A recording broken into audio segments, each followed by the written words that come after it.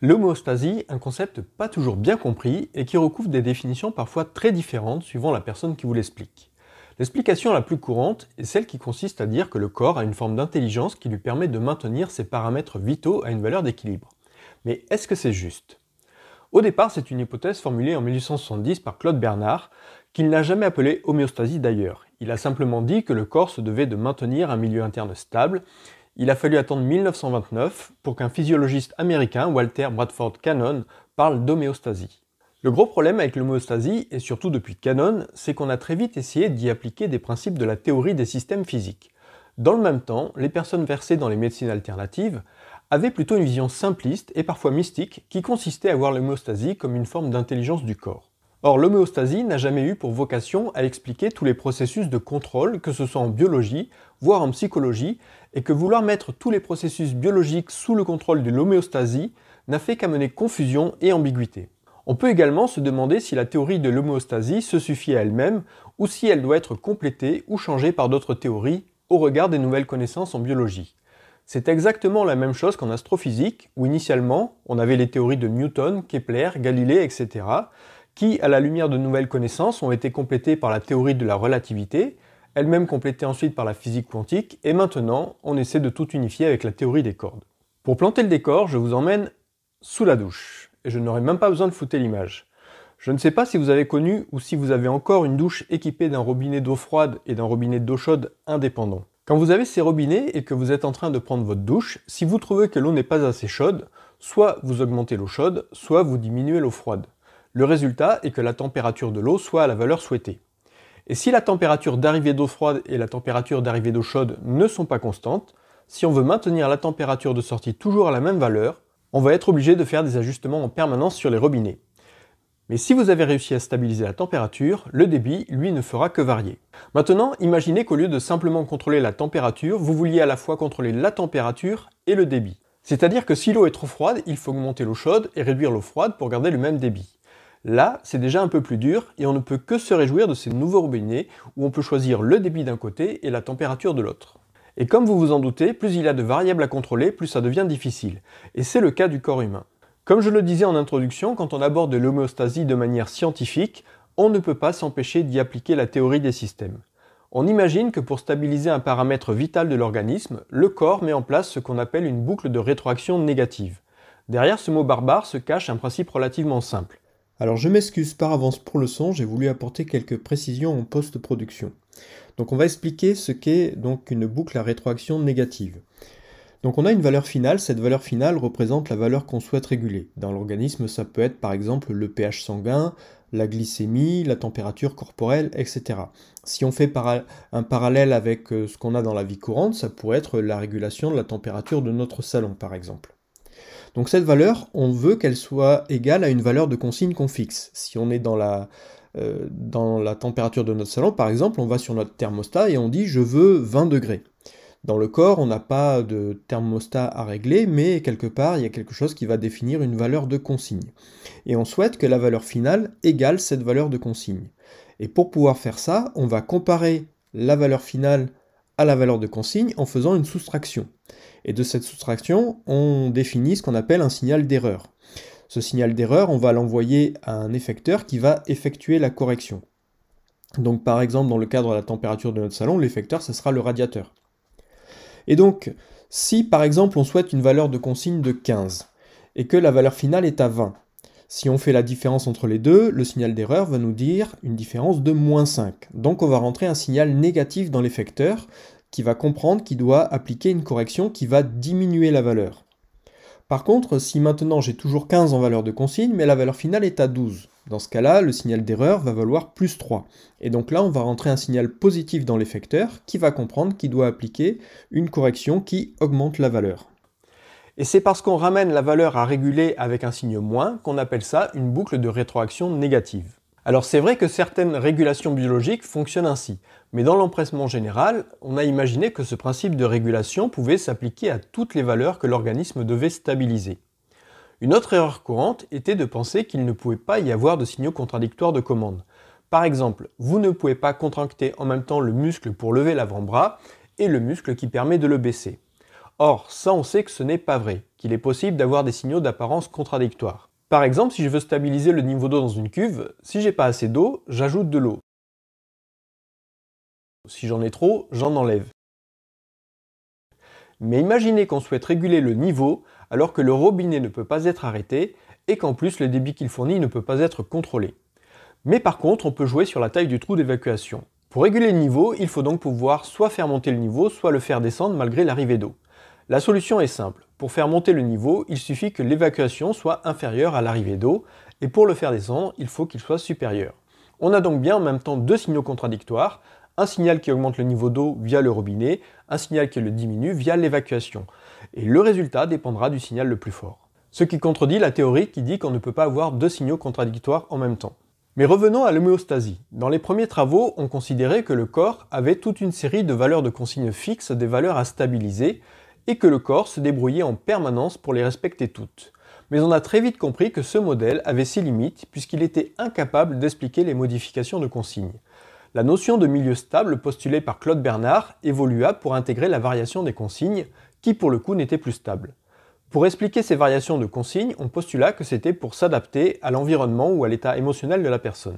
Mais là encore, ça ne suffisait pas à expliquer tout ce qu'on pouvait observer.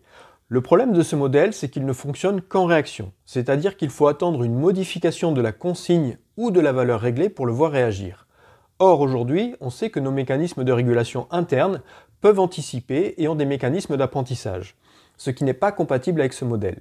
Et même pire que ça, une action de régulation peut engendrer des modifications irréversibles d'une valeur de consigne, ou même partir dans le sens de correction opposé.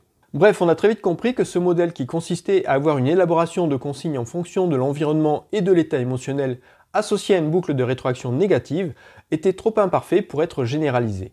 Mais vous trouverez encore des gens pour dire que globalement, le corps a ses mécanismes de régulation et qu'il suffit de le laisser faire. En fait, la notion de régulation ne peut pas s'envisager sans la notion de perturbation. C'est parce que le système est perturbé que le corps dépense son énergie à contrer la perturbation. Pour prendre un exemple simple, prenons une voiture qui roule à vitesse constante sur l'autoroute grâce à son régulateur de vitesse. La route est plate, donc sa consommation de carburant est constante. Et on va dire qu'elle est à 6 litres au 100. Puis, la route commence à monter. Comme la voiture est sous régulateur, la vitesse ne change pas. Si on observe que la vitesse, on va dire que tout va bien. Rien ne change. Par contre, si on regarde la consommation instantanée, on voit qu'on est passé de 6 litres au 100 à 9 litres au 100. Manifestement, la voiture dépense de l'énergie pour combattre une perturbation, en l'occurrence la pente de la route, et maintenir sa vitesse stable. De la même façon, suivant les variables qu'on observe dans l'organisme, on peut conclure que tout va bien, mais si on observe d'autres variables, on réalise alors que le corps est en train de subir une perturbation et qu'il lutte pour maintenir ces variables aux bonnes valeurs. De là est né le concept d'allostasie et de charge allostatique qui permet de quantifier le niveau de perturbation dans lequel est l'organisme et l'effort qu'il est en train de fournir pour se stabiliser. Prenons un exemple concret. Vous avez déjà vu des analyses sanguines et vous avez remarqué que pour chaque valeur indiquée, il y a une plage de normalité comprise entre une valeur min et une valeur max, et que tant que les valeurs sont dans cette plage de normalité, on dira que tout va bien. Puisque d'après la théorie, c'est le rôle de l'homéostasie de maintenir la valeur dans cette plage de normalité. Si maintenant on prend chacune des plages de normalité et qu'on les divise en 4 parties égales, et pour qu'on puisse les comparer, on les normalise entre 0 et 100% par exemple, le nombre de valeurs présentes dans le premier ou dernier quart donne une image de ce qu'on appelle la charge allostatique. Par exemple, s'il n'y a qu'une valeur sur un segment extrême, la charge allostatique est de 1. S'il y en a 2, elle est de 2, etc., etc. Plus la charge allostatique est grande, plus le corps est en train de s'épuiser à maintenir ses paramètres vitaux. Et évidemment, cet épuisement augmente le risque de maladie dans les années à venir. Et bien entendu, on ne parle pas de rhume, mais d'un vrai dérèglement qui devient pathologique. En fait, quand on fait une analyse, il est souvent indiqué la valeur de la précédente analyse. Ça permet de ne pas se contenter de savoir si on est dans une plage normale, mais de savoir si on est en train de se déplacer vers la sortie. Ce qui permet d'anticiper une action thérapeutique. Par exemple, si à la première analyse on est là, la deuxième analyse on est là, et la troisième on est ici, ne peut-on pas conclure que même si on est encore dans la plage nominale, tout indique qu'on va en sortir? Et c'est bien ça le problème quand on raisonne en plage nominale seulement. On passe à côté de la dynamique de la mesure et à la façon dont elle est en train d'évoluer. La charge allostatique permet donc d'anticiper un dérèglement à venir.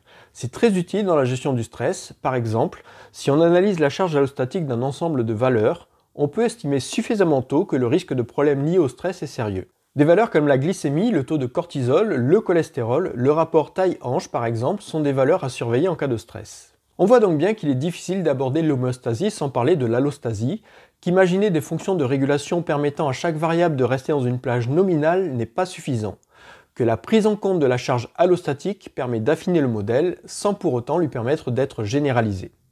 Notamment parce qu'on sait que sur certaines valeurs, on observe des mécanismes d'anticipation indissociables des mécanismes mentaux. Par exemple, le simple fait de savoir que l'on va manger suffit à faire baisser la glycémie. Si on était sur un système de régulation interne, le corps attendrait de voir la glycémie augmenter pour réagir. Or là, la réaction précède l'action. Les mécanismes d'addiction et d'obésité montrent également qu'on ne peut pas y appliquer les modèles de régulation homéostasique standard. Loin de se réguler, la machine se dérègle. Alors bien sûr, on peut objecter que notre comportement dérègle ces mécanismes de régulation. Mais puisque dans le contrôle de l'appétit, par exemple, on a des signaux comme la satiété qui changent notre comportement et nous fait arrêter de manger, pourquoi sur les comportements qui mettent notre équilibre vitaux en danger, rien ne nous aide à modifier nos comportements?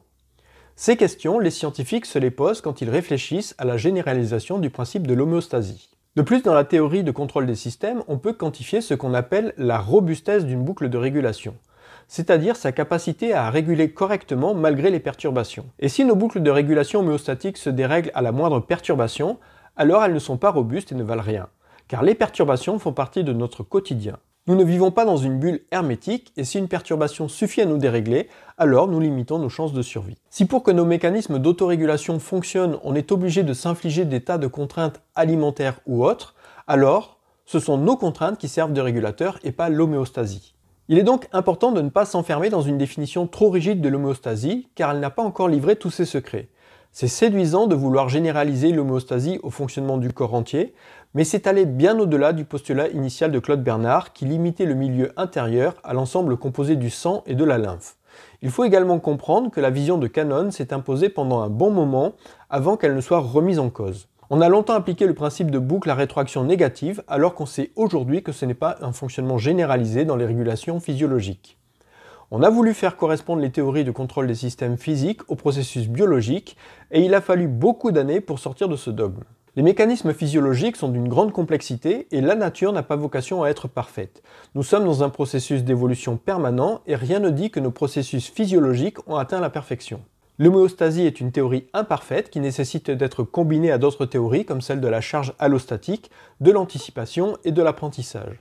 Si on souhaite pouvoir expliquer ce qu'on observe, il est donc important de faire preuve de prudence quand on base nos actions préventives ou thérapeutiques sur l'homéostasie. Le fait que les régulations tiennent compte des expériences passées induit qu'une boucle de régulation peut mal fonctionner à cause d'une situation passée qui n'ont pas permis à la boucle de régulation de faire un bon apprentissage. Aujourd'hui, la définition qui fait consensus dans la communauté scientifique, c'est de se limiter à dire que l'homéostasie est juste un principe de régulation qui se produit dans des conditions normales ou physiologiques. Rien de plus. Le corps humain garde encore une part de mystère, voilà qui devrait nous occuper encore quelques temps. Prenez bien soin de vous et à bientôt pour une prochaine vidéo.